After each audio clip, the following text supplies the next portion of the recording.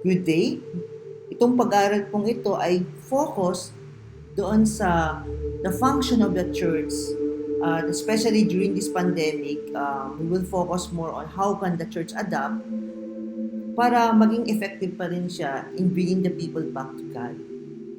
So, we will focus on the church. Pag sinabi rin church, it is the body of the universal company of believers, which is the head is Jesus Christ.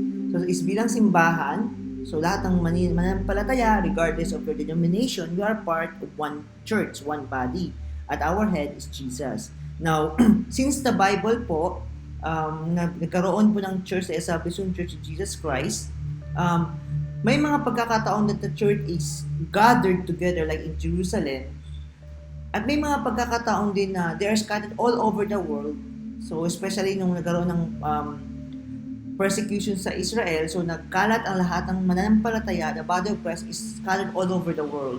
So whether scattered or gathered, the function of the church should remain the same. That is to bring back the people, to bring the people back to God.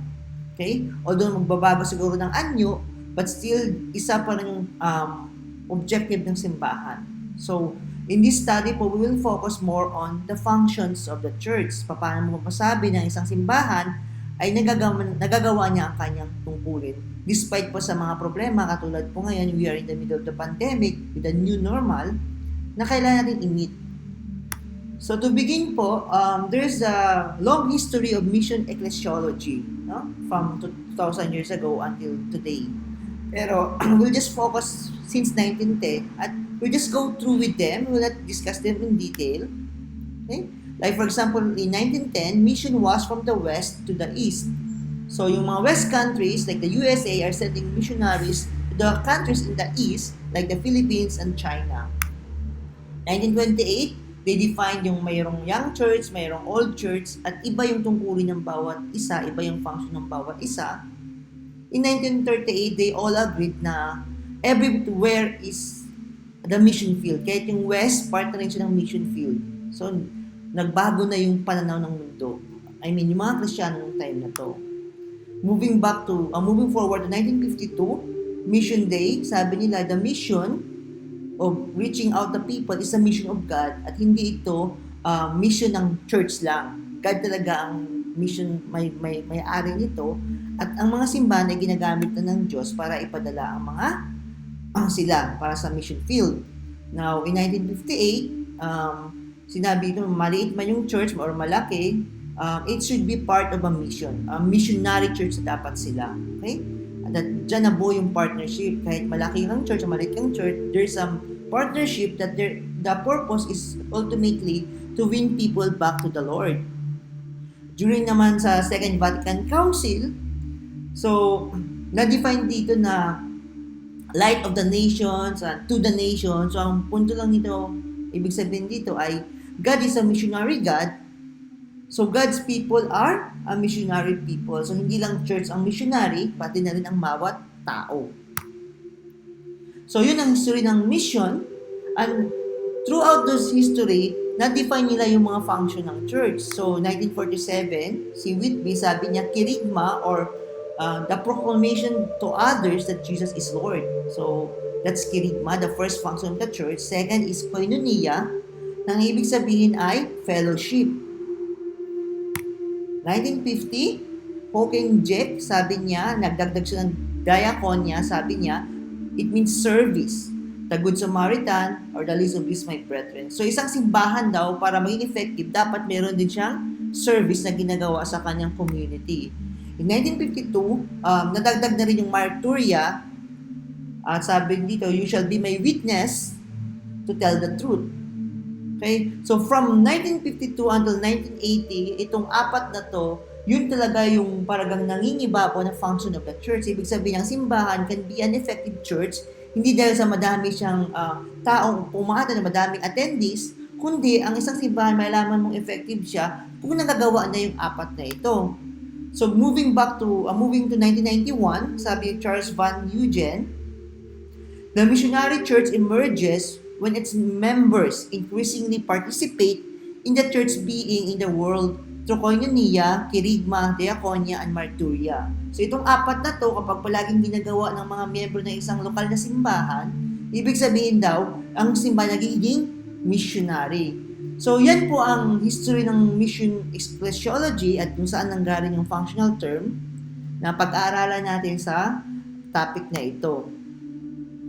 Now, sabi natin, diba, merong apat na na-define na function ng church, which is kirigma, koinonia, marturia, at saka diakonia. Ito lahat ay ginagawa ng simbahan for one purpose, diba? To bring back people to God. So, itong mga function ng simbahan, meron siyang kina-counter ng mga problema ng bayan. Kasi diba, sa mundo natin ngayon, hindi lahat masaya. I mean, may mga kaaway tayo at the intention of that is, diba sabi sa John 10:10, to kill, steal, and destroy. So kumbaga si Satan, ang kanyang ang kanyang mga kakamping demonyo ay gumagawa ng pamamaraan upang mapalayo tayo sa Panginoon, upang ang focus sa rin mapunta na lang sa makamundong bagay. Kumbaga ang ginagawa ni Satan is nilinlang niya tayo na mag-focus tayo dun sa mga problema, instead mag-focus tayo kay God. So the function of the church, itong apat na to are actually nandyan to help alleviate the pain. Kumbaga tumutulong ng simbahan para ang taong bayan, ang tao sa mundo ay hindi mas mabawasan yung hirap na dinananas because of evil in the society, because of Satan. Okay? So for example, kirigma, sabi natin sa kanya is we proclaim that Jesus is Lord, di ba? So ibig sabihin ang Diyos ang Lord of all.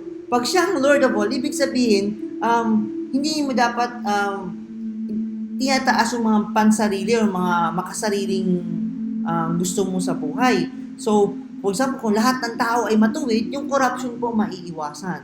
Yung in terms of diakonia, di ba, service ito, kung lahat ng tao ay matulungin o tumutulong sa community, so wala dapat naghihirap kung meron mang nagkaroon ng problema, matutulungan natin. So lahat ng may sakit ay matutulungan because of diakonia.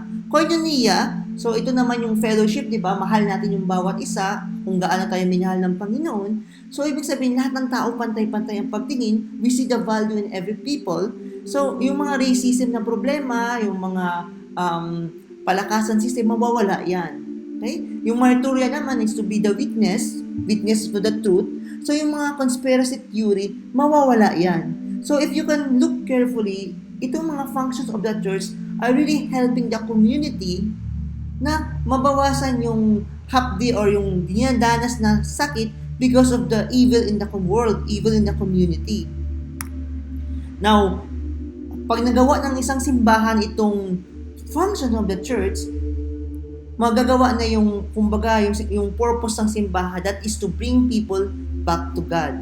So, ang maraming tao ngayon ang titingin ngayon sa kabutihan ng Diyos at maniniwala na mayroong Diyos. Okay? Sa isang kultura, meron na tinatawag na domains of culture, di ba? Yung economic, political, ideational, saka social. Ibig sabihin, sa isang kultura, nagbabago yung kultura because of these 4 domains na to. For example, nung time na wala pang refrigerator sa Pilipinas, hindi pa uso yung halo-halo, di ba? Hindi pa favorite ng Pilipino yung halo-halo. Pero dahil nagbago yung yung environment, nagkaroon ng refrigerator, nagkaroon ng yelo sa Pilipinas, naging favorite na ngayon ng Pinoy yung halo-halo. So, yung pagbabago ng kultura na naging paborito ng Pilipino yung halo-halo, ay nagbago dahil mayroong pagbabago dito sa 4 domains. May nagbago sa economic side. So, pag titingnan mo daw yung kultura, itong domains of culture, na political, economic, social, and ideational, lahat ito ay kabangga ng function of the church. For example, sa politics, di ba yung politics, di ba, kung sino dapat ang pinuno, sabi sa kirigma, Jesus is Lord. So, ang totoong pinuno ng taong bayan, si Jesus lamang. So, political din yung kirigma. Sa economics, for example, di ba, ito yung parang kinabubuhay ng tao. Kung ang bawat isa ay gumagawa ng tumutulong sa kapwa, kung ba hindi tayo masyadong nag-iisip ng tubo or profit, Maggagawa tayo ng mga kooperatiba na makakatulong para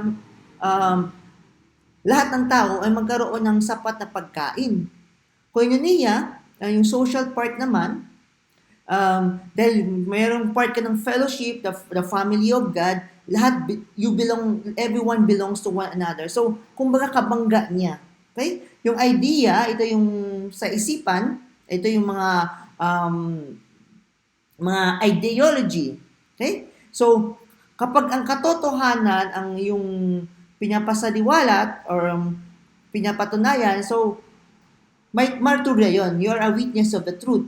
So, lahat ng ito, yung domains of culture, lahat ng iyan ay work together with the function of the church upang mabago ang kultura. So, with our COVID-19 pandemic, or sabi natin new normal or bagong himtang, ito ngayon yung mga pangyayari or mga events na bago sa atin ngayon. So, for example, nagsusot tayo ng mask at face shield, may social distancing, yung assembly limited, so we work from home, online schooling, online Bible study, online worship.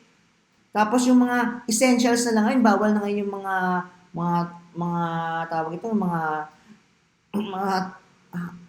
magta-travel ka for pleasure, more on essential na lang. Kung babiyahe ka, dapat ano bang kailangan mo? Mga basic necessity na lang kailangan. So, sa Pilipinas, almost 50% ng tao na wala ng trabaho. So, yung mga trabaho ngayon, nakafocus, nawala na yung mga entertainment jobs for now, For now, nawala. Nakafocus na tayo ngayon sa mga paggawa ng maskara, ng pagkain. So, merong pagbabago sa ating lipunan. At itong mga pagbabagong ito really affects itong 4 na domains of our culture. So, economic, for example, 50% na lang ng tao ay nawala ng trabaho. So, kailangan mo maghanap ng bagong trabaho para mag-survive. So, yung government, they put some help, nagbibigay sila ng ayuda, pero hindi yun enough. Kailangan pa rin ng tao maghanap ng bagong trabaho. So, nagkakaroon ng pagbabago sa terrain ng ating bayan. So, kumbaga nagbabago ang kultura. So, sa pagbago ng kultura, dapat ang function ng church, parehas pa rin naman yan, pero dapat mag-a-adapt din tayo, magbabago din ang simbahan for us to be effective. Kasi kung hindi tayo magbago, pilitin pa rin natin na mag-meet up pa rin every Sunday, mag-church meeting pa rin tayo, pwede tayong makulong, di ba? So, hindi pwede yon. So, we need to find ways paano mag-adapt itong function of the church para maging effective pa rin tayo into bringing back the people to God. Now, in our class, so, kumbaga sa simula ng pag-aaral, nagkaroon tayo ng mga sabi natin ay standards, di ba? Kung paano natin i-attack itong new normal or bagong himtang. So, itong mga verses na to are just there a reminder that so that in the discussion, alam mo kung saan tayo papunta. Okay? So, remember na in Jeremiah 29, engagement of the church under less ideal situation. So, hindi lang naman sa panahon natin yung may hirap. Nung time, nagkaroon din ng hirap nung sa time ni Jeremiah dahil sa gera, di ba? So, pag binasa mo yung chapter na yun, makita mo na God told them to build. Huwag silang umasa na makabalik agad sa Jerusalem. They have to continue living.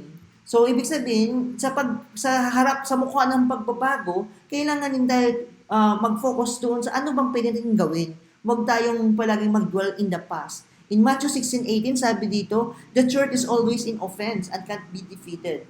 So, kumbaga ang punto, magkaroon man ng COVID-19 pandemic, magkaroon man tayo ng lockdown, ang simbahan, hindi yan talo.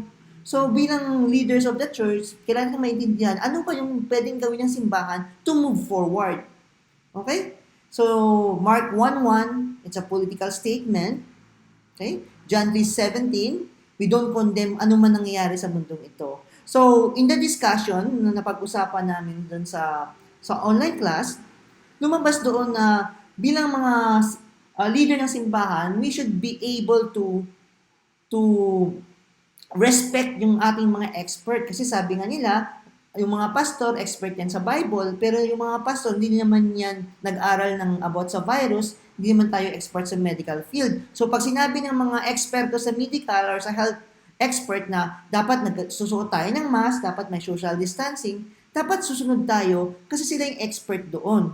Okay? Tapos kung ano man yung naisip ng gobyerno na i-impose para makontrol yung COVID-19, we should respect it. Pag sinabi, for example, ng government na bawal muna magkaroon ng physical fellowship, So, as a church, we should respect that kasi ito ay, tawag ito, hindi naman natin kalaban yung gobyerno yan. Kalaban natin, di ba, si Satan.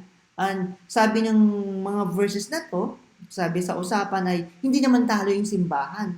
So, as long na hindi tayo pinagbabawalan na mag-worship sa Diyos, mag-worship sa ating Panginoon, ang pinagbawalan naman ay mag-meet physically, di ba? So, we should find ways how to adapt but still maintain yung magawa pa rin natin yung function of the church. So, in the next video po, we will discuss po one by one ano pa yung mga function of the church na ito at paano tayo mag-adapt into the new normal o sa bagong himtang kung saan tayo nabubuhay. Wala nakakalam kung hanggang kailan ba yung new normal na ito, hanggang kailan ba tayo dapat naka-lockdown, pagdating ba ng vaccine, hindi natin alam. Pero one thing is for sure, ano man mangyari, God is always in control at alam niya ang simbahan dapat, as a leader, a-adapt tayo doon para patuloy pa rin nating madala ang mga tao sa Panginoon. Salamat po sa panunood.